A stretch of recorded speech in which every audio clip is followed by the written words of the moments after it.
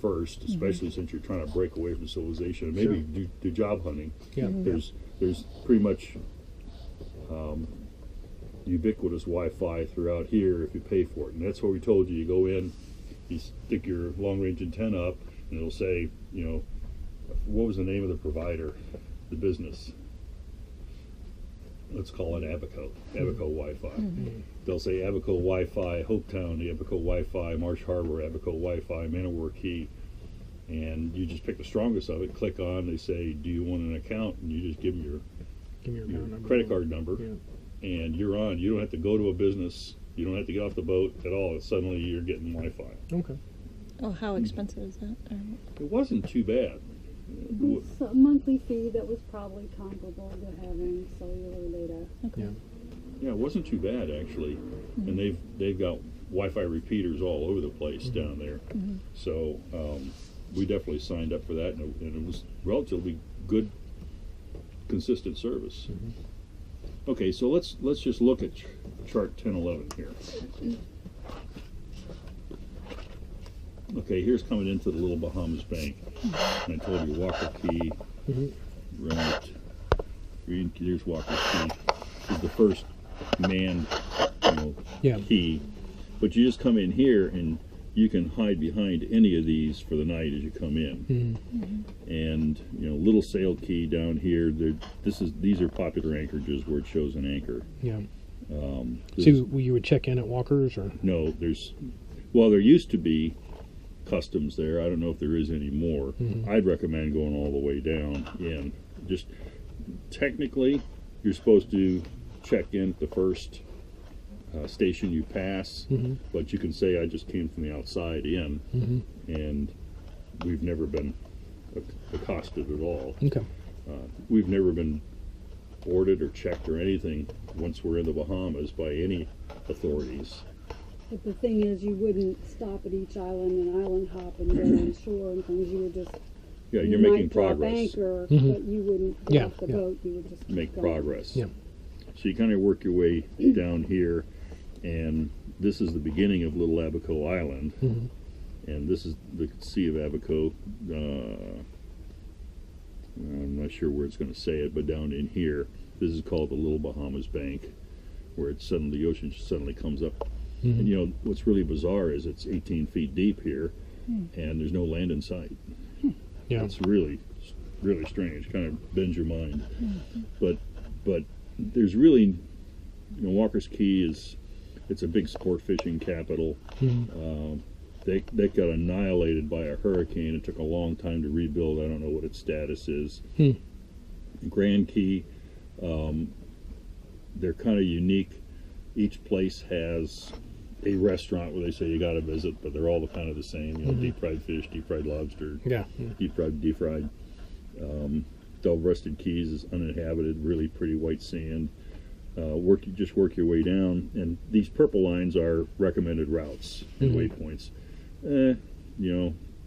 Sometimes you use them, sometimes you don't. I generally just say I came in from here, I want to go there, or I might want to spend the night. So you just draw a line to where you want to spend the night, and then I'll make that on the laptop. I'll say, here I am, here's where I want to spend the night, draw a straight line, and then start looking along that line for, is it deep enough? And you can just make an intermediate waypoint and just drag it over here to avoid that shoal, and intermediate waypoint, drag it over here and make that shoal. So that's how I kind of do that. So let's look down here. This doesn't say what chart it joins, but it goes on to chart 10, page 29. I guess this is AB 10 on 28. It's probably I guess that's this one. That's what the big ones are. I was wondering what the same size chart is. I thought they said over here what chart it's joining. See, like this says joins chart 2. Yeah. I'm looking for that over here.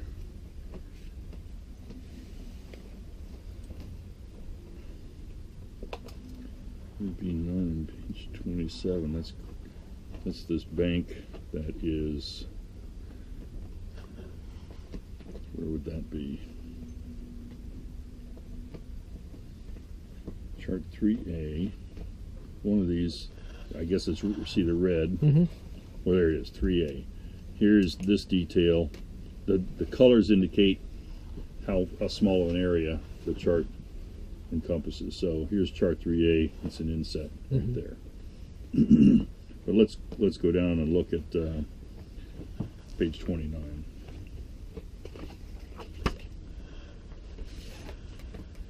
Yeah, that one's page 29. Yeah, 29 Spanish key. Page 30. These are basically all the same scale chart. You're working your way down Abaco in here. I was just hoping for a bigger of Abaco. So let me go back to this one and see if this overview chart shows something of the overall Abaco area.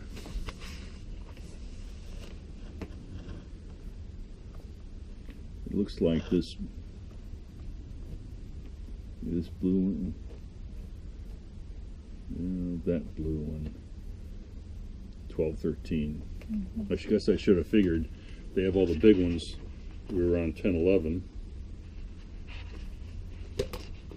coming across, coming into here, then it's 1213, but I would expect it to see 1213 here. But you turn the page and sure enough, there it is. We're still coming in, and you work your way through. Oh, we want to stay up here though, above Abaco Island. We're up in here, and then we come down. So this is kind of the overview of the Sea of Abaco. It is all, here's these offshore islands, and there are enough reefs in between that there's only a few cuts through. One of those cuts is Whale Key, no name. It's going to be Whale Key. I don't see a name. No name. That's Green Turtle, or it's Manjack. I'm not. Okay. No, that's Treasure Key.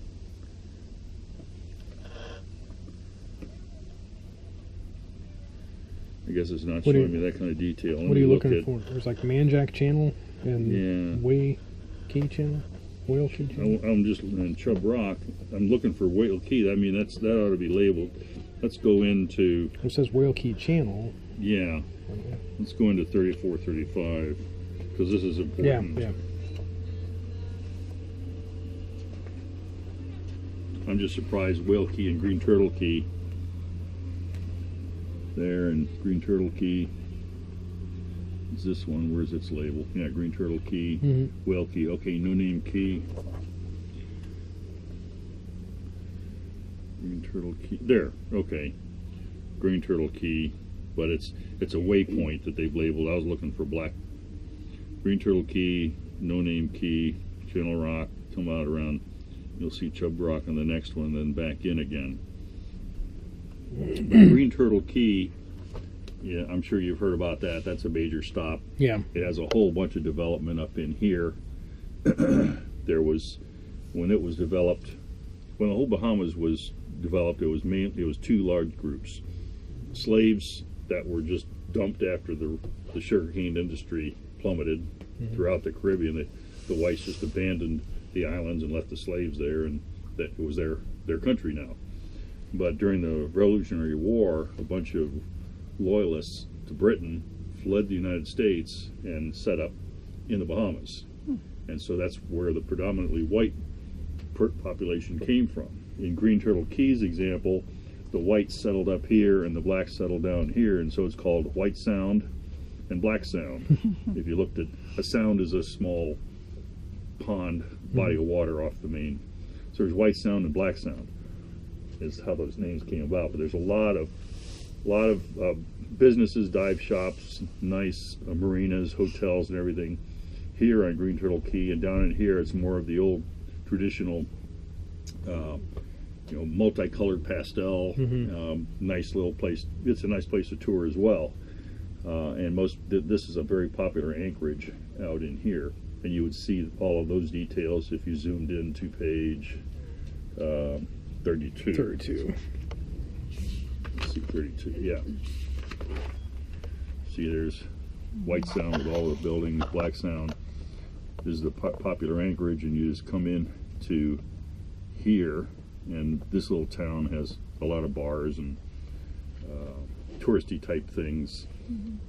This is more the upscale area with the Abaco, what's it called, Green Turtle Key Inn or something like that.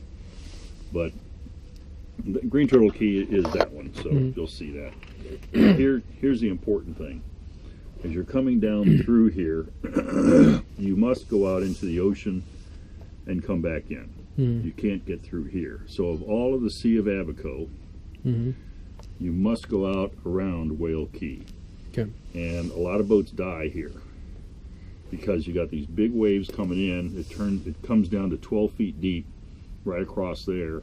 Big crashing. If you got any kind of big swell, it comes up out of nowhere and crashes right there. Yeah. And these boats coming in from out here don't see it. You get rolled and they'll just tumble. I mean, if you don't know what you're doing, here's where you're going to lose the boat, right there. And you can call on the VHF, and any number of people will answer. And every morning on the net, they'll have somebody posted at various locations, and they'll say, what's the condition at the passes? There's a pass, North Whale Key, South Whale Key. There's one down here, Man o' War. There's one really just south of Elbow Key, and then another one way at the south end of Abaco. Those are the places you can get through. Now, locals will say you can get through here. Don't chance it. You'll see locals do just about anything. Don't chance it. But make sure you know what you're doing before coming through, because the thing that generates big waves, just like Gayla was talking about the story where they got grounded really hard, is when it goes deep to shallow. These waves come in. They've got to dump that energy. A little tiny surface wave that's 5 feet high suddenly becomes 20 feet high when it goes through something like this, if it's coming from the right angle. So you could have winds blowing like stink from this direction. These are impassable. But these down here are passable, and vice versa. Blowing like stink here, these are calm. It depends upon where the waves are coming in from. So just say, what's the conditions of the Whale Key Passage? And it's so important that a lot of bareboat charter companies down in Marsh Harbor will not let you go around Whale Key unless you call in and get permission, because you've got the boat for a week. They don't want you to wreck the boat on the way out, and they want to know that in 2 days when you come back it's passable weather. Right. So all the sun sail moorings has a facility here in Treasure Key. This Treasure Key is phenomenal. You got to go to Treasure Key and just walk around. Phenomenal wealth and yachts and everything else there. They spend a lot of money on that piece of land, but they want to make sure that all these bareboaters don't get themselves in trouble, either trashing the boat trying to get out or trapped once you're in there because you can't cross this area. So make sure you know what you're doing. You can spend days up in here just exploring Green Turtle Key and going to Miss Emily's Blue Bee Bar. That was a neat place to go. That sort of thing. So you wait for the wait for a window. Yeah. Yeah. And it isn't like, it's usually just one day a week that you have to watch out for it. If it's certain time of the day too. Certain time of the day. No, you don't get that much tidal current. Okay. It's all depending upon storms that might be 100 miles away. Okay. Sending these swells in. But that's definitely topic one on the net that's run out of Marsh Harbor down here every morning at Channel 68 at 8:30 in the morning or something like that. The first thing is reports on Whale Key Passage, Man o' War Passage, probably Elbow, Toulouse Key Passage down here, and I forget the one at the very bottom is. But that is, it doesn't look like much, but a lot of boats have been lost there. This isn't so bad coming in here because it's much wider, but you can still get into problems here. This is where, see, the ship basin comes in, and there's actual, let's go to the detail, page 35. Oh, here. This is that little orange thing. is this.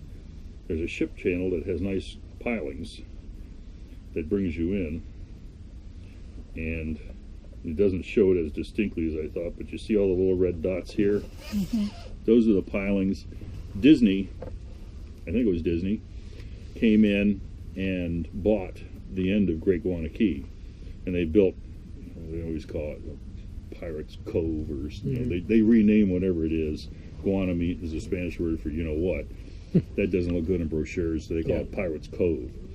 Well, they bought that. They came in and dredged all this. They dredged out a big turning basin so the ship could come in and then do a 180, and then they'd lash it off, and it'd be pointed out here for the next day's departure. And they actually made that island. Oh, okay. And I remember, that's why it's called Spoil Key. It's not K, it's Key, K-E-Y. Don't ever say K. Yeah. Unless it's K Jewelers. That is Key. They made this Spoil Island, and I remember, you know, when Spoil Island wasn't there. Now it's got big trees on it. And this is a nice place to anchor right there. Depending upon the winds, any of these places are nice. You'll find boats anchored in here in Baker's Bay. This is a beautiful beach, and now some high-end resort has purchased that, and there's a real high-end resort in here, real high-end, where they've dredged through the coral and made notches for mega yachts to come in, and mega, you know, nice golf course and everything else, big bucks. We actually needed some ice, and we dinghied in, radioed, hey, do you guys have ice? And we were just thinking it was nice. You know, we were just talking to somebody on shore. Do you guys have any ice? Oh yeah, well, we're talking this mega resort. The guy comes out and he's got his like suit and tie and a golf cart, and he gives us a bag of ice, and of course it's $20 or something like that. I'm looking around at all these yachts. Wow. So, but nobody owns below the high water mark. So on all these beautiful white sandy beaches, just look for the high water mark and make sure your dinghy's not, you know, anchored offshore. Remember how I told you how to drop anchor offshore, and so it's not getting beat to death on the beach or stranded as the tide goes out. Because if that sucker ends up on the beach with the tide going out, you're waiting for the tide to come in. It's not. You're not able to move it. Period. So make sure you anchor in deep enough water, but you can walk the whole beach below the high water mark, and nobody can kick you off because they don't own it. And if you go in, if you want to, you know, if you want to go in and to one of their beach bars and buy some drinks, they're